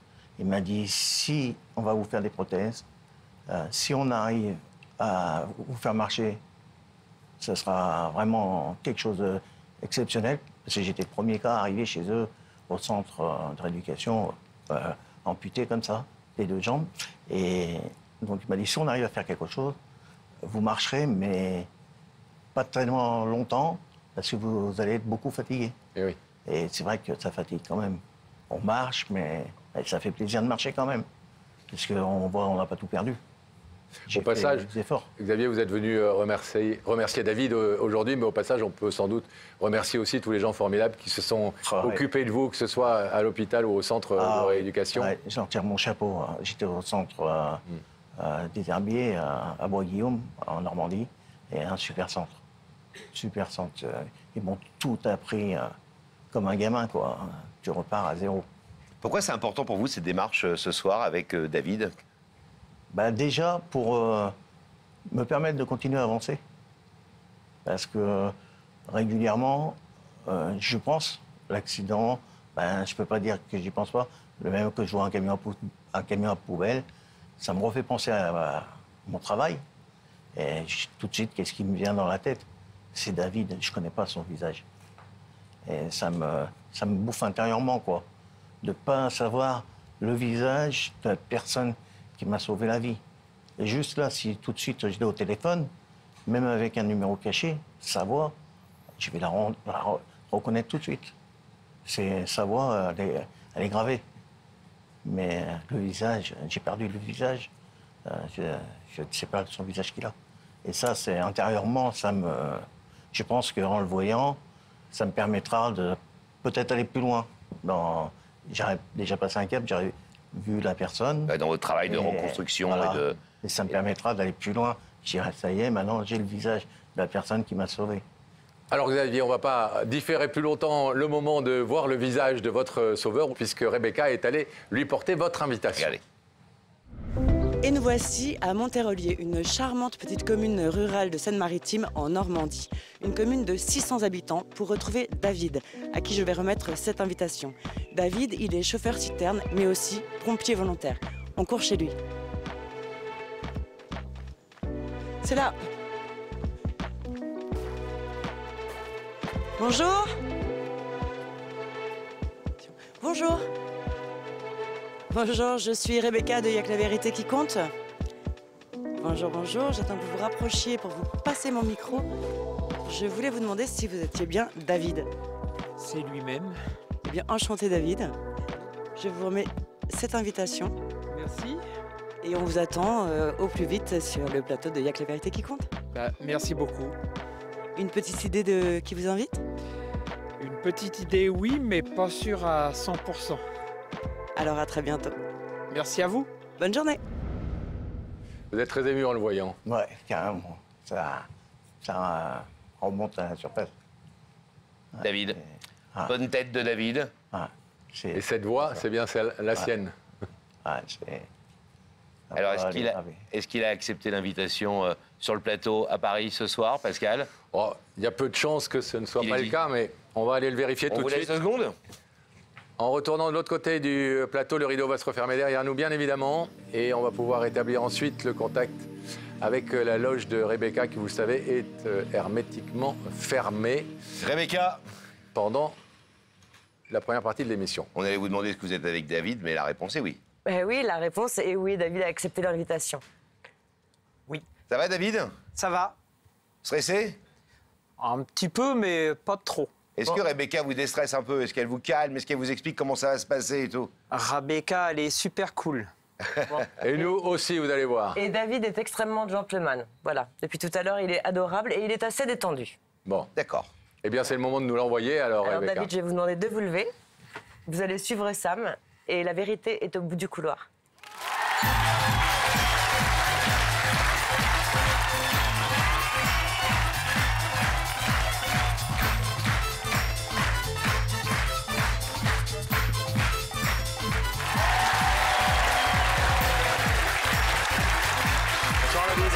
Ça va bien? Vous allez bien? Ouais, belle poignée de main. Bonjour Laurent. Ça va, David? Asseyez-vous sur la petite croix, là, regardez. Hop. Parfait. Vous connaissez l'émission? Oui. Ouais. Ça ressemble à ce que vous imaginiez? C'est super beau. C'est super beau, merci. Et les gens sont très sympathiques. Ça, vous voulez dire notre équipe? Il manquerait plus qu'ils mordent, hein, non plus. Mais bon. Ils sont super sympathiques, c'est vrai. Nous, on est beaux et sympathiques aussi, ou pas? Pareil qu'à la télé. Ouais. Ça veut tout dire. Parce que, non, je vous dis ça parce qu'il y en a qui lui disent de temps en temps, vous êtes mieux qu'à la télé. Non, non. En vrai. Non. Pareil, aussi jeune. Vous croyez que c'est moi qui vous demande un truc derrière le rideau, là? David, vous avez dit à Rebecca, j'ai une petite idée. Pourquoi? On peut savoir pourquoi vous avez dit, j'ai une petite idée? Vous pensiez à quelqu'un en particulier? Oui. Bon. Vous préférez attendre de savoir si c'est cette personne? Avec un petit peu d'indice, ça va confirmer ce que je... Ah, on voit que David, il connaît très très bien l'émission. Ce que je pense. Vous savez quoi, il y en a Vous pensez à une déclaration d'amour? Non. Non? Non. Une retrouvaille d'enfance? Non plus. Bon, on voulait de l'indice, quoi. Bon. Un indice et allez, on va confirmer ce que je pense. Ah, on y va alors. Premier indice, David, si vous voulez bien regarder ces écrans, une personne va vous poser une question. David, on dit que le destin fait bien les choses. Est-ce que tu es d'accord avec ça? Absolument. Vous croyez au destin? Oui. David, qu'est-ce que vous faites dans la vie? Je conduis un camion citerne. D'accord. Je livre du fuel chez les gens et je suis aussi pompier volontaire. Ah ouais. Et c'est un peu de famille. Mon papa est pompier et... D'accord. Et on était les trois enfants pompiers bénévoles dans la même caserne et on s'est tous un peu éloignés dans des casernes différentes. Deuxième indice, Pascal. Mais bien sûr, tout de suite, regardez, David. Seuls 25% des hommes prétendent faire autant de tâches de ménagères que leurs femmes. David, tu en fais partie? Des tâches ménagères. Oui. Il y a 25% des hommes, mesdames, hein, vous avez entendu, hein, qui disent qu'ils font autant de boulot à la maison que les femmes. C'est largement pas assez, petit message. Dit-il. Bon, c'est quoi la dernière fois que t'as sorti les poubelles, toi? Sortir. Ouais, et le repassage? Ce matin. Les poubelles, ce matin. Alors, tu dis n'importe quoi et tu sais suffisamment, tu me connais depuis 40 ans, pour savoir que je fais la bouffe, je fais la vaisselle, etc. Ah ouais. Non, c'est vrai. Les pâtes. Les pâtes, Fais les entre autres. Non, mais vous êtes du genre à faire les tâches ménagères, repasser, laver, nettoyer quand il y a besoin, sortir les poubelles éventuellement? Oui, je donne un coup de main quand c'est nécessaire, oui. Quand c'est nécessaire. C'est un indice qui vous est utile ou pas? Non, pas trop. Pas du tout. Ça vous égare plutôt qu'autre chose. Et pourtant, alors croyez-moi, c'est un vrai indice. Oui. On avait bien travaillé celui-là, pourtant on s'est donné du mal. Vous voulez vous perdre un peu, mais... Vous m'avez perdu. Bon, Allez, on va vous retrouver alors. David, est-ce que vous voulez savoir qui est cette personne qui a quelque chose de très important à vous dire ce soir? Sur le plateau, il n'y a que la vérité qui compte. Oui. Alors je vous propose de regarder à nouveau ces écrans et notre réalisateur Franck Broca va faire apparaître cette personne. Oui, c'est bien ce qui me semblait. C'est bien monsieur, c'est Xavier. La personne que j'ai sauvé la vie en allant au boulot un matin. C'est lui. Il m'appelle même pas par mon prénom. Il m'appelle son sauveur. Ce jour-là, j'ai fait que mon boulot. J'ai eu la chance de passer par là ce jour-là en allant déposer mes verres. C'est pas la route que je prends habituellement et j'ai entendu un bruit. Ça m'a tout de suite alerté et j'ai été porter secours à Xavier. On s'est mis en sécurité pour nous couvrir parce que c'était dans un virage et faire le nécessaire pour pouvoir maintenir en vie Xavier. Ça n'a pas été facile. Il s'est accroché. Il a un cran. Il a un mental d'acier, je pense. C'est quelqu'un qui est très fort. Alors ça me fait énormément plaisir de le voir parce que ça fait quand même 3 ans, je crois. Il nous a dit, j'ai bien vu qu'il s'affairait autour de moi, qu'il faisait des gestes. Mais ce dont je me souviens le plus, et peut-être qui a été le plus important pour moi, c'est sa voix, le ton de sa voix extrêmement calme. Il ne m'a pas lâché à la voix et toute ma vie, j'aurai cette voix gravée dans ma mémoire. La voix, c'est important quand on intervient sur un accident comme ça? Ça m'a permis qu'il reste éveillé déjà, le maintenir en vie, le faire parler. J'ai appris certaines choses que je sais personnellement à son sujet, qui restent entre nous. Là, c'était moi qui étais directement sur place. Le temps était très très long et c'était très très difficile de le maintenir quand même dans la conscience. On le laisse parler? Oui, avec plaisir. Je crois que c'est important pour lui de vous parler et de vous rencontrer ce soir. C'est à vous. Oui, bon, salut mon sauveur. J'espère que ça va. Voilà, ça me fait vraiment quelque chose de te voir. Enfin, je peux mettre un visage sur la voix parce que c'est tout ce qui m'a manqué jusqu'à présent. Et ça va me permettre aussi de pouvoir continuer de me reconstruire, d'aller plus loin. Et tout ça, c'est grâce à toi. Parce que si tu n'étais pas passé ce jour-là, aujourd'hui, je ne serais pas là. Et franchement, je voulais faire cette démarche pour que ça soit reconnu, tu sois reconnu devant toute la France. C'était une super personne. Et tu m'as sauvé la vie. Et ça, jamais je l'oublierai. Et grâce à toi, j'ai rien lâché en rééducation. J'ai toujours voulu faire plus. Tout ça, j'ai pas le droit d'abandonner. Envers toi déjà, qui a tout fait pour moi, il faut que je continue aussi à me battre de mon côté. Les choses que je fais, mais j'irai toujours plus loin. Maintenant, j'ai vu ton visage, je peux continuer. C'était une des choses qui me bloquait de pas savoir avoir la voix sans problème, mais pas savoir la personne. Quand je vois un camion à la poubelle, je repense à l'accident et je me dis, je connais pas la tête de mon sauveur, quoi. Il va falloir que je fasse quelque chose. Et quand j'ai vu que il n'y a que la vérité qui compte, redémarrer, j'ai profité, j'ai sauté sur l'occasion de pouvoir te faire inviter et te dire ce que j'avais sur le cœur. Je t'en remercierai jamais assez. Jamais assez de temps pour te dire merci. Parce que grâce à toi, je suis en vie et je continue à me battre. Et j'avance. J'avance tranquillement, mais on avance. Voilà. C'est pas, comment dire, c'est pas évident de parler comme ça à l'extérieur. Parce que ça me fait quelque chose quand même. Mais je suis trop content que tu sois là. Merci d'avoir accepté l'invitation. Merci à toi. De rien. Vous comprenez, David, vous êtes certainement évidemment très touché par la démarche de Xavier, mais vous comprenez sa démarche, vous comprenez qu'il ait eu besoin de vous faire venir ici avec tout ce cérémonial, tous ces rituels, etc., pour magnifier un peu ce remerciement au-delà de ce qu'il avait déjà pu vous dire au téléphone. Ah oui, je comprends tout à fait. C'est une fierté de le voir, mais c'est une fierté aussi pour lui de vous avoir contacté aussi, d'avoir fait les démarches pour pouvoir me faire venir. Après, j'ai fait que mon travail ce jour-ci et très fier qu'il soit en bonne santé et il a un moral et... Vous savez sans doute qu'il fait du sport à très bon niveau. Oui, j'ai une photo. Etc. Je sais qu'il fait du sport et il sait ce que je pense à son sujet. J'y tire mon chapeau parce qu'il a un mental... si au jour d'aujourd'hui, il est avec nous, là, derrière le rideau, c'est quelqu'un qui a un mental d'acier. Merci.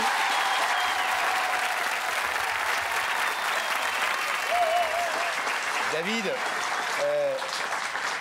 Xavier, vous le savez, vient dans cette émission et il connaît le rituel. Le rituel, c'est que quelqu'un vient de l'autre côté du rideau, qu'il est assis en face de nous, qu'on lui demande évidemment qui l'a invité, que la personne vient, en l'occurrence c'est vous aujourd'hui, et que le rideau s'ouvre. Vous allez nous dire tout à l'heure, et je pense que le rideau va s'ouvrir, si oui ou non, vous voulez ouvrir le rideau. Oui. On doit garder le rituel, donc vous nous répondrez oui.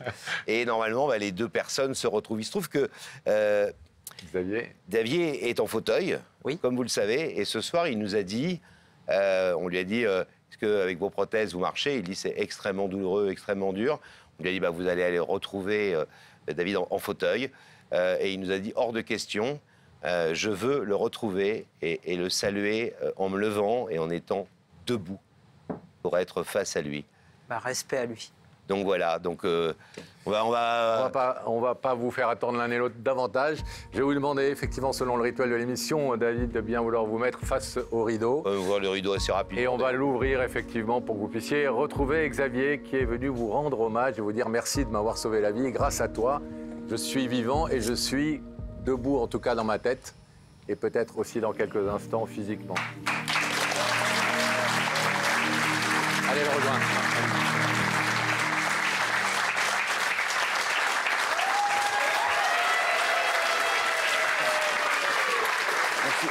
Merci pour tout.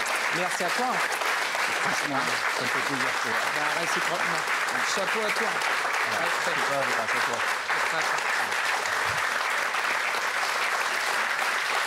Xavier, merci de ce bel hommage. Je suppose qu'au-delà de lui dire merci ce soir, avec évidemment, s'il le souhaite, mais ça m'étonnerait que ce soit le contraire, je pense que vous allez rester en contact, évidemment, et peut-être pas que par téléphone désormais, mais on est très heureux d'avoir contribué à cette rencontre aujourd'hui et à ce bel hommage. Un beau jour pour vous. Ah ouais, je vais pouvoir continuer à avancer. Maintenant, j'ai la tête. J'ai la tête. Il me manquait plus que ça. J'avais la voix, il me manquait plus que la tête. Une belle tête. Une belle tête. On peut l'applaudir. On vous laisse.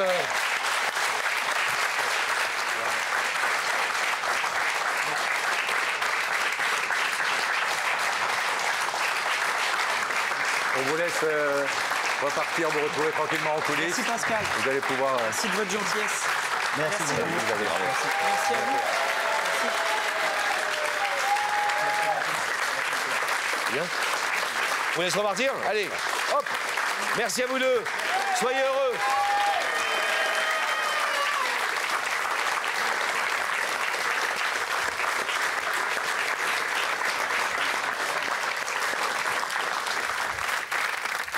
Un moment que vous aimez beaucoup maintenant, mais vous les aimez tous, évidemment, les moments dans Il y a que la vérité qui compte.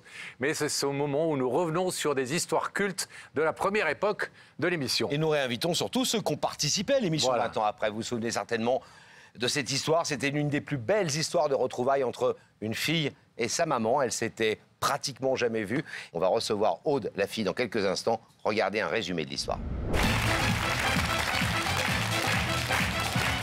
Bonsoir, Aude, ça va? Bonsoir, Aude, ça va? Aude, votre histoire nous a beaucoup touchés. Vous avez 16 ans, Pascal l'a dit, jeune femme. Vous avez une histoire étonnante parce que vos parents sont séparés il y a longtemps. Et vous êtes resté avec votre père. Oui. Et votre mère est partie de la maison. Ouais. Et aucun signe de vie de cette maman depuis cette période. C'est vous qui avez décidé de ne plus la voir. Oui, c'est moi. Et c'est ce qui nous a notamment touché dans votre démarche, c'est effectivement que vous avez reconnu, en parlant avec nos journalistes tout de suite, vous avez dit mais c'est moi qui ai tenu ma mère à l'écart. Aujourd'hui, je me rends compte que j'ai fait une énorme erreur et cautionné d'ailleurs par mon papa qui est là avec nous et qu'on verra tout à l'heure. Oui. Comment vous avez grandi et comment vous avez vécu aux côtés de ce papa et sans cette maman? On raconte tout de suite votre histoire en images. Edith et Franck sont les heureux parents d'une petite Aude. 6 mois de parfait bonheur en famille, mais très vite rien ne va plus entre papa et maman. C'est l'incompréhension. Franck demande le divorce et obtient la garde d'Aude. Edith n'est pas appréciée par sa belle famille, alors les liens vont se rompre totalement. À peine le temps de se connaître, Aude grandira sans maman. Elle a 8 ans quand Edith tente de la revoir, une rencontre furtive entre une petite fille et une maman qu'elle ne connaît pas. Aude lui en veut de son absence et ne se laissera pas attendrir par cette mère qui ressurgit dans sa vie. Edith abat sa dernière carte en portant plainte contre Franck pour non-présentation d'enfant. Aude reste du côté de son papa, aucun résultat. Edith s'efface alors. Aujourd'hui, Aude veut retrouver sa maman, elle est prête à nouer des liens et à lui donner une place dans son cœur. Son papa, de son côté, a fait table rase du passé et soutient sa fille dans cette démarche. Une jeune fille de 16 ans a réalisé qu'une maman, ça n'a pas de prix, et a décidé ce soir de changer le cours de sa vie. Edith aura-t-elle toujours envie de lui ouvrir ses bras? Qu'est-ce qui a fait déclic, Aude? Qu'est-ce qui vous a donné vraiment l'envie de faire une démarche concrète pour retrouver votre maman? Un jour, j'ai été chez mes grands-parents et je leur ai demandé des photos de ma mère. Et ils m'ont sorti un album photo quand j'étais petite, donc de naissance. Et c'est là où j'ai vu que ma mère, elle m'aimait. Il y avait des photos où elle m'embrassait, où il y avait ses yeux qui pétillaient d'amour. Et c'est là que j'ai vu que j'ai fait une erreur en lui disant que je voulais plus la voir. Alors, en tout cas, on a retrouvé Edith. On espère qu'elle est aux côtés de Daphné en ce moment même. On va aller s'en assurer. Et puis, après, ça sera à vous de jouer. À tout de suite. À tout à l'heure, Aude. À tout de suite.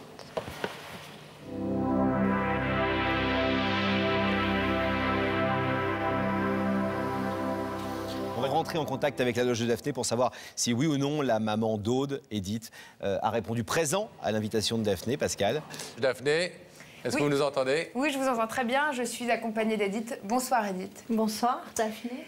Bonsoir. Vous êtes au chômage actuellement, mais vous avez une passion dans la vie qui est la parapsychologie. C'est ça? Oui, tout à fait. Alors, oui. qu'est-ce que c'est exactement? La parapsychologie, c'est une science qui permet aux gens, je pense que ça soit plus facile pour eux de vivre par la numérologie, par savoir exactement qui ils sont exactement. Donc vous avez envie d'aider les gens, c'est ça? Vous prenez du plaisir à aider les gens? Le plaisir, il est immense. Il est le fait que de voir des gens heureux, c'est vraiment formidable. Ça vous procure à vous un grand bonheur. Un grand bonheur. Ouais. Est-ce que vous acceptez aujourd'hui que les rôles s'inversent et que ce soit nous qui vous donnions un petit coup de pouce peut-être pour vous rendre un peu plus heureuse que vous l'êtes déjà? Tout à fait, oui, je veux bien. Ouais. Alors je demande de vous lever s'il vous plaît. De suivre ça, mais la vérité est au bout du couloir. Merci. Merci à vous.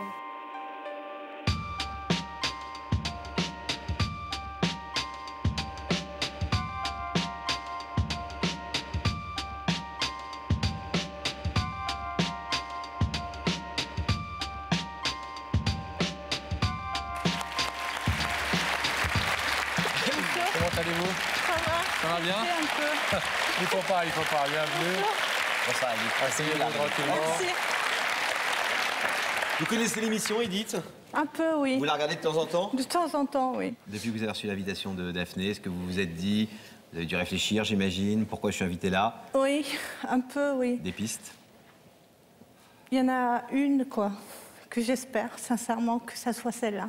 Vous voulez dire de quoi il s'agit ou vous préférez, comme souvent, les personnes qui se trouvent à votre place, le garder pour vous et au cas où ça ne serait pas ça? Oui, voilà. Je préfère le garder parce Oui. que si c'est pas ça, ça va me...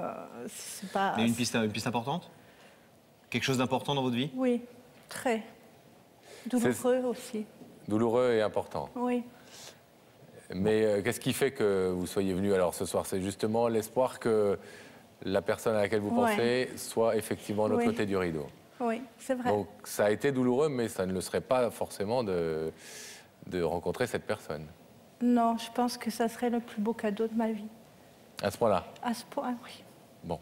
Edith, est-ce qu'on peut vous proposer de répondre à une question d'une personne à qui on a raconté votre histoire, qui va donc vous parler dans les écrans? Et ça devrait être un petit indice, normalement. Ah. Regardez. Edith, es-tu du genre à accorder ton pardon facilement? Oui. Oui, je suis du genre, oui. Parce Vous avez l'air, hein, en tout cas. Oui, hein. oui. Oui, parce que la vie fait que maintenant, il y a beaucoup de choses à pardonner dans la vie et je pardonne. Vous savez ouvrir le cœur et ouvrir les bras, même, Tout à fait, oui. Même quand quelqu'un vous a fait du mal ou en tout cas ne s'est pas montré à la hauteur de vos attentes. Oui, mais bon, chacun fait des erreurs dans sa vie. Et moi, j'en fais aussi, j'en ai fait sans doute. Et bon, je me suis pardonnée, donc voilà. Donc vous êtes prête à pardonner aux autres aussi? Tout à fait, oui. Ah, c'est joli cette phrase, je me suis pardonné. C'est vrai. Non, mais c'est une notion la importante vérité. à laquelle on ne pense pas forcément, mais se pardonner, c'est parfois important. Vous êtes mariée, Edith? En instance de divorce. Et vous avez des enfants? Oui, j'ai une petite fille de 11 ans, Aurore, elle s'appelle. D'accord, on pense à elle ce soir, on lui fait des bisous. Alors, est-ce que je peux vous proposer maintenant, si vous le désirez, évidemment, de regarder de l'autre côté du rideau, de l'autre côté de ce plateau? Est-ce que vous êtes prête à découvrir le visage de la personne qui veut vous parler? Oui, je suis prête. Alors Edith, je vais vous proposer de regarder dans les écrans, de fixer ces écrans, et vous allez y découvrir donc un visage d'une personne qui a quelque chose d'important à vous dire.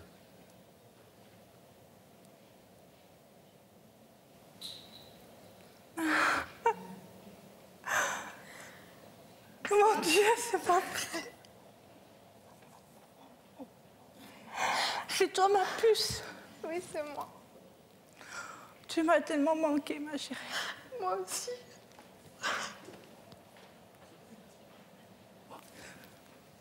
Oh, que t'es belle. T'es super belle. Merci. Tu me ressembles un peu.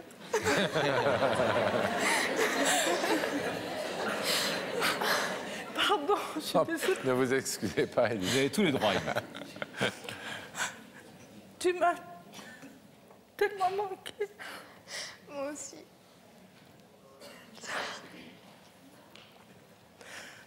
Et pourquoi tu as voulu passer par l'émission? C'est important comme occasion de retrouver sa mère. Ah, c'est vrai, oui. Alors il faut quelque chose d'important. Donc une émission, c'est parfait. Ah oui, franchement, c'est vraiment toi qui es là? Bah oui, c'est moi. Pense-toi, tu rêves pas. Et surtout, Oh, merci beaucoup. bah attendez avant de nous dire merci. Surtout, c'était important pour votre fille de donner un cadre solennel à tout ça, mais la vraie raison, c'est qu'elle n'a pas réussi à vous retrouver pendant de longues années, et que, y compris son papa, Franck, avec qui ça s'est pas bien terminé quand vous vous êtes séparés, mais vous avez employé le mot de pardon tout à l'heure, qui est certainement le plus beau mot de la langue française. Son papa l'a beaucoup aidé à vous retrouver. Et ils n'ont pas réussi à le faire pendant de longues années. Et ils ont frappé à notre porte pour nous dire, bah voilà, on voudrait retrouver Edith. Et c'est aussi pour ça que vous êtes là ce soir. Et c'est pour ça qu'elle est là ce soir. Ah, c'est beau. C'est vraiment gentil. Je sais pas quoi dire. Est-ce que vous voulez entendre, Edith, ce que Aude, votre fille, est venue vous dire ce soir? Merci. Aude, Oui. parlez à votre maman pour la première fois, de manière un peu importante et en tant que jeune femme surtout. Oui. Déjà, bonsoir. Bonsoir. C'est pour te dire que je t'ai jamais oubliée, que que je pense tout le temps à toi, que t'es ma mère. Et enfin, je me souviens de tout, même du premier cadeau que tu m'as offert, où d'ailleurs j'ai vu Aurore, ma petite sœur. C'était Miss Parfum, je sais pas si tu te souviens, il y avait un grand cœur rose et un petit cœur rouge. Je m'en souviens encore. J'y ai beaucoup joué. Et ce soir, bah, je t'ai amenée, c'est pour te dire que je t'aime, que t'es ma mère et que je t'oublierai jamais. Et que tu comptes trop pour moi, t'es trop importante, que tu m'as manqué pendant toutes ces années. Et je veux qu'on recommence un nouveau départ, parce que je suis ta fille et t'es ma mère. Et d'autre côté, il y a ma petite sœur que je connais pas et que je veux connaître. Et voilà, tu me manques et je veux qu'on reprenne comme avant, mère et fille. Et je veux que tu saches que mon père, il est avec moi dans ma démarche, qu'il oublie tout et qu'il t'en veut pas du tout, comme moi, je t'en veux plus, même si avant, je t'en voulais. C'est pour ça que je t'ai dit que je voulais plus te revoir. Je sais que ça t'a fait du mal, mais j'étais petite et je pouvais pas trop comprendre ce qui se passait. C'est des histoires de grands. J'ai pas envie de m'en mêler, mais voilà, t'es ma mère et je t'aime, quoi. Moi aussi, je t'aime, ma puce. Tu sais, je t'aime très fort, Aude. Je t'ai jamais oubliée. Même si j'ai eu une autre fille, ça a été le cadeau de ma vie. Parce que quand j'étais perdue, passé un moment, j'ai fait vraiment des bêtises, presque à me foutre en l'air, si on peut dire. Et bon, bah, le destin n'a pas voulu. Et je le remercie, bien sûr, ce soir. Mais ça a été très dur pour moi. Ton père, j'y en veux pas. Je pense qu'il avait ses raisons et puis il a été beaucoup manipulé aussi. Mais ce que je peux te dire, c'est que je t'aime très fort et que ce soir, vraiment, c'est le plus beau cadeau de ma vie, tu vois. J'ai l'impression qu'il y a des feux d'artifice autour de moi. C'est merveilleux, j'y crois pas, quoi. J'ai du mal à y croire, vraiment. Voilà, c'est tout ce que je voulais te dire, que je t'ai jamais oublié et que j'ai fait plusieurs démarches. J'ai porté plainte 2 fois. À 3 ans, j'ai essayé de te retrouver. J'ai pu te voir dans un café. Ça m'a fait très mal parce qu'on m'a interdit de dire que j'étais ta mère. Donc j'ai vu cette petite fille pendant 4 heures dans un café sans pouvoir te dire que tu étais ma fille. Et ça, c'est vraiment, ça fait très mal. Mais j'ai tout oublié, c'est fini maintenant. Tu es là, pas en face, mais là, quoi. Je te vois, tu es vraiment très, très belle. Merci. T'es bien ma fille. Edith, vous avez souvent rêvé que cet instant-là, que vous allez peut-être vivre en quelques petites secondes, oui, je que cet instant se oui. réalise. Ouais, je l'ai rêvé, oui. Je l'ai prié, je l'ai rêvé. Ah oui, vous l'avez rêvé Ouais. et Aude l'a fait. C'est vrai. Je vais vous demander de vous lever, Edith, s'il vous plaît, ici sur la petite croix, de vous lever face à ce rideau. Edith, votre fille, qui n'a même pas encore 17 ans, Aude, a pris son énergie, son courage, sa volonté, est venue sonner à notre porte pour nous demander de vous retrouver, de vous faire venir ce soir. Elle est là. Vous ne vous êtes quasiment jamais vus, quelques rares petites fois, 2 fois. pendant toute sa vie. Aujourd'hui, elle est à quelques mètres de vous, c'est elle qui l'a souhaité. Vous pouvez laisser ce rideau fermé, comme il l'a été pendant si longtemps. Vous pouvez évidemment l'ouvrir, comme elle le souhaite. Qu'est-ce que vous décidez? Vous nous avez dit tout à l'heure, Edith, ce serait un magnifique cadeau ce soir que j'aurai, le plus beau cadeau de ma vie. Ben voilà, vous n'avez plus qu'à dire je l'ouvre et c'est vous qui vous faites ce cadeau ce soir. Je l'ouvre.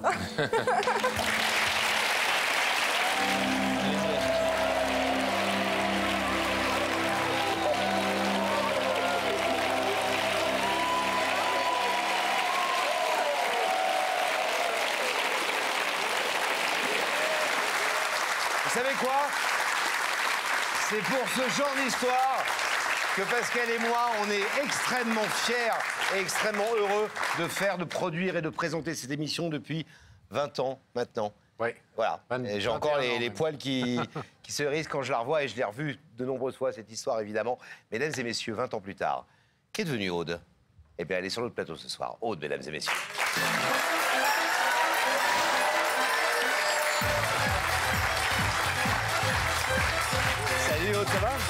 Tiens, assis-toi. Sur la petite porte. Bonsoir, Aude, ça va? Asseyez-vous. Ça va, Aude? Ça va. À peine changé. Ah ouais? Bah ouais. Ça va? Oui, ça va. Pas trop stressé cette fois-ci? Ça va, ça va. Bon, tu te souviens, j'imagine, de cette histoire. bah oui. On se dit tu parce qu'on se dit tu en vrai. Ouais, ok. Donc on va continuer de se dire tu. Est-ce que tu te souviens vraiment de ce moment absolument incroyable dans ta vie? Ah bah oui. C'est ce qui a changé toute ma vie. À ce point-là? Honnêtement, ouais, bah oui, vraiment. Ouais, on est toujours en contact. J'ai vécu chez elle quelques années. Elle a coupé le cordon ombilical pour ma fille. Enfin, il y a vraiment... Des liens qui se sont recréés. Ouais. Bon, et ta maman, elle était comment à la sortie du plateau, tu t'en souviens? Vraiment, quand vous vous êtes retrouvés, on l'a vu. Quand on s'est retrouvés, embrassés, collés. Ah ouais, bah, elle m'a pris dans les bras. Ensuite, elle est restée encore quelques jours... parce qu'elle habitait dans le sud. Ouais. Donc, elle est restée quelques jours dans la région parisienne pour qu'on fasse connaissance, parce qu'on ne se connaissait pas vraiment. Et voilà, le feeling, il est tout de suite passé. Je suis partie en vacances chez elle, etc. Comment va-t-elle aujourd'hui? Bah, ça va, elle a quelques problèmes de santé, mais bon, ça va, dans l'ensemble. Ce qui est incroyable, c'est quand on revoit cette histoire et on se dit que 20 ans après, ça n'a pas changé. Ouais. Il y a encore quand même des gens qui continuent de jouer avec les enfants, entre guillemets, de manière absolument abominable. C'est-à-dire que moi, quand j'entends ta mère en larmes dire « on m'a autorisé à voir ma petite fille quand elle était petite pendant 4 heures dans un café et on m'a interdit de lui dire que j'étais sa mère », et on sait qu'il y a de nombreuses familles qui vivent ça aujourd'hui. On n'arrête pas d'appeler les gens qui nous regardent. Vous qui suivez cette émission, vous savez à quel point on tient ce message. Enfin, on peut divorcer, ne plus vous aimer et vous faire la guerre. Juste, les enfants n'y sont pour rien. Et que priver son papa ou sa maman des enfants, même si vous avez la pire haine pour votre ex-conjoint, c'est un sale cadeau que vous faites, voire un cadeau totalement empoisonné. Et quand j'entends votre maman dire ça, ça me brise encore le cœur aujourd'hui. C'est vrai que c'est difficile. C'est difficile pour la personne qui le vit. Après, comme j'ai dit à l'époque, c'est des histoires de grandes personnes. C'est pas quelque chose que je ferais moi. C'est pas quelque chose que j'ai vécu, bien heureusement. Mais après, bon, voilà, faut connaître les tenants et les aboutissants, quoi. Mais ça a été votre histoire et l'histoire de votre enfance, en tout cas. Ah ouais, exactement. Ouais. Depuis que cette émission repasse beaucoup sur les réseaux sociaux, est-ce que on vous reparle de ça? Ah bah oui. Est-ce qu'on vous reconnaît beaucoup? Ah bah oui, oui. Dans mon entourage, c'est vrai que moi, j'en parle pas forcément. C'est mon petit jardin secret.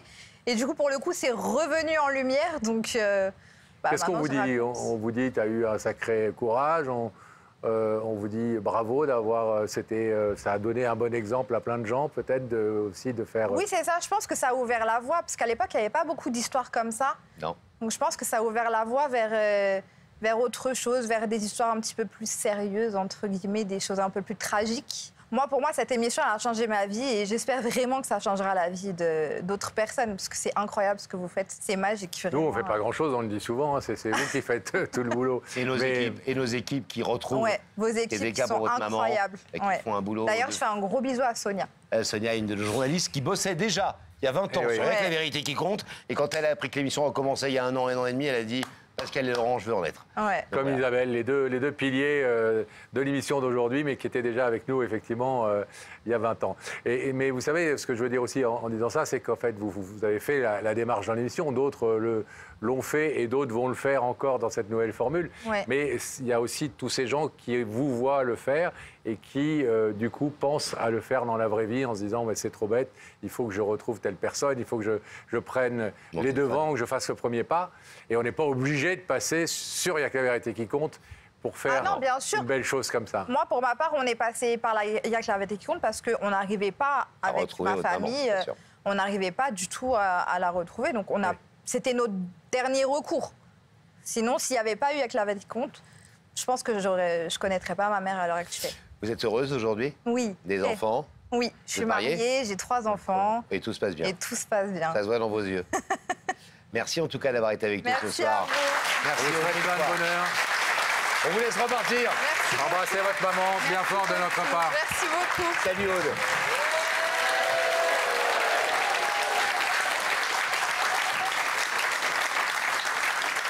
C'est déjà la fin de Il n'y a que la vérité qui compte. Merci d'avoir été fidèle à votre rendez-vous du jeudi soir. Merci d'avoir été fidèle à l'émission. Rassure-moi, Laurent, on se retrouve très vite. On se retrouve très vite avec de nouvelles histoires. Et d'ailleurs, Pascal, on pourrait peut-être dire tout simplement, avant de retrouver Rebecca et lui dire au revoir, que si vous voulez que qu'on intervienne, si vous voulez que notre équipe retrouve quelqu'un pour vous, fasse des invitations, etc., n'hésitez pas, les coordonnées s'affichent en ce moment même.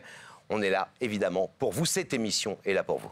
Allez, un petit coucou de revoir à Rebecca et Sam qui nous ont bien aidés, comme d'habitude, tout au long de cette émission. Et Sam, il parle pas, mais il maquille. Bah, une petite retouche parce que je m'en vais, donc voilà. Ouais, vous allez en soirée, vous faites quoi? Bien sûr. Ah, d'accord. Vous nous invitez ou pas? Mais bien sûr, je vous retrouve tout de suite. Je sors de la loge, je vous retrouve et on y va. On arrive, le temps juste de dire au revoir à nos fidèles téléspectateurs. Merci de votre fidélité. Merci au public. On se retrouve très vite sur C8, même jour et même heure.